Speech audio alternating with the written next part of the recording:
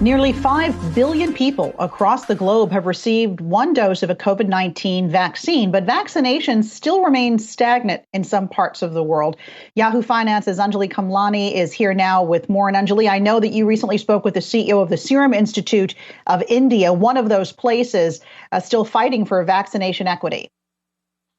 That's right, Alexis. And not just that, but the Serum Institute really played a major role in the initial rollout of global vaccines and then had to pull back as a result of the Delta wave that really devastated the country. And so what we're seeing now is that the Serum Institute has been really fighting to start and restart, the distribution. The CEO telling me that he has 400 million doses of the AstraZeneca vaccine just stockpiled, waiting to start redistribution. So we covered all of that and more. Listen to the conversation.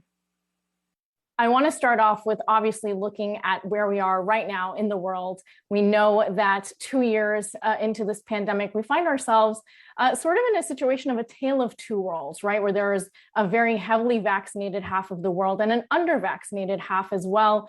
We seem to be at a crossroads with some experts like Bill Gates specifically saying recently that it's, quote, too late to reach the World Health Organization's 70% vaccination goal for the world, and saying that, quote, demand does not exist for that. I just wonder, from your standpoint, having been, the largest producer of vaccines, where do you see this going? And do you agree with that statement? Well, it's a funny predicament we find ourselves in, because if you just rewind about 6 months to a year ago, there was this huge global shortage of vaccines, or let's put it this way, WHO approved good quality, effective vaccines in the world. So as we saw that shortage sort of dissipate, because you had a lot of vaccine supply coming out of even India and other parts of the world to the poorer nations, to answer your question on vaccine equity and all of that, we find ourselves at a point where the hesitancy combined with the ability for countries, certain nations, to absorb the vaccine in their programs and actually administer it, getting the jabs into everyone's arms is a challenge. So when you see both these factors playing out, you've got COVID fatigue going on in certain nations where people don't want to hear anything about vaccines and COVID. They've just had enough. And, I don't blame them. We've all gone through hell. So you've got that being an issue for the second dose and even booster doses. You've got, as I said, certain nations who just don't have the infrastructure, the cold chain capacity, other factors that are preventing those vaccines, which are now available in abundance. For example, we've got 400 million doses of stock of vaccine. I mean, that would have been crazy if we had that, 6 months ago, and very useful. But sadly, we could only make 1.5 billion doses, which was, of course, a lot more than what we had promised. And that still wasn't enough in 2021. But now in 2022, we're, fortunately in a very, very good place. Yeah, I want to talk about that. I know by late December, you were putting out about 250 million doses a month, and you warned that you would have to slash production just based on the demand, knowing that right now there is still demand in the world. And we've seen, India restart on a booster campaign. To your point, there is still some unmet need.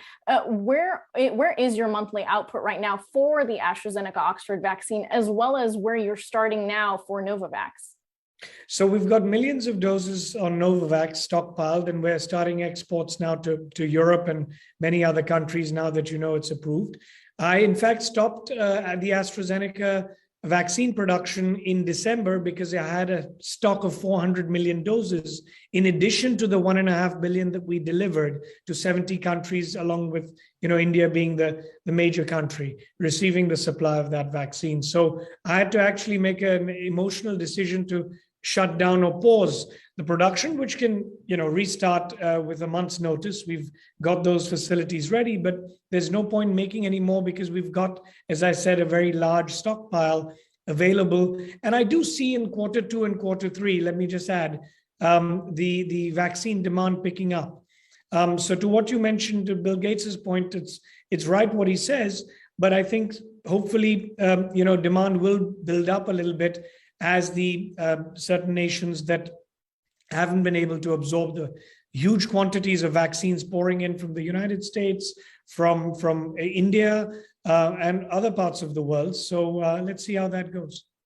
Where do you see that demand coming from? Because to your point, there is hesitancy in part because of the uneven supply, especially when you talk about African countries. You faced several setbacks, one with the fire last January, as well as the export ban. So where do you see this demand coming from then? Yeah, so I mean, we weren't set back a lot with the fire because we had multiple facilities. The reason we couldn't export is because we had an export ban or a temporary pause because we had to take care of our nation first, which is what all the other countries were also doing. You remember in Europe and in the US, until their populations were vaccinated, you couldn't have vaccines going. Even between Europe and the UK, there was an issue with the AstraZeneca vaccine being allowed to go from Europe to the UK. So it was a universal kind of issue where the politicians and leaders decided to, take care of their nation first, which is why, which was their primary responsibility. And as soon as we could then export, we did export. So now, it's a free for all. We can export to any country that we want. And as I said, as these countries and nations pick up, take, for example, the African continent. You still haven't crossed a 40-50% vaccination coverage rate. I imagine that will happen in the second or third quarter of this year because vaccine supply is no longer a constraint. It's just, getting the vaccine out to every part of the country. And all these countries have vast geographical challenges as well with cold chains and other things to get, the product out to everyone.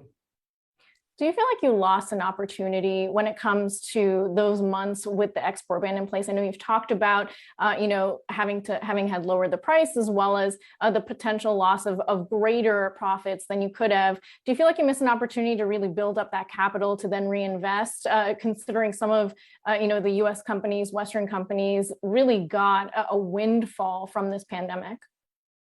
Well, I think a lot of the pharmaceutical companies, including Serum Institute, has got a windfall because of the volumes and crisis that we were handling. And don't forget, we were providing this vaccine and still are at $3 a dose. So compared to all the other vaccines that were available, even the Chinese and Russian ones, forget the American vaccines, which were going at $20, even the Chinese and Russians were selling at $10.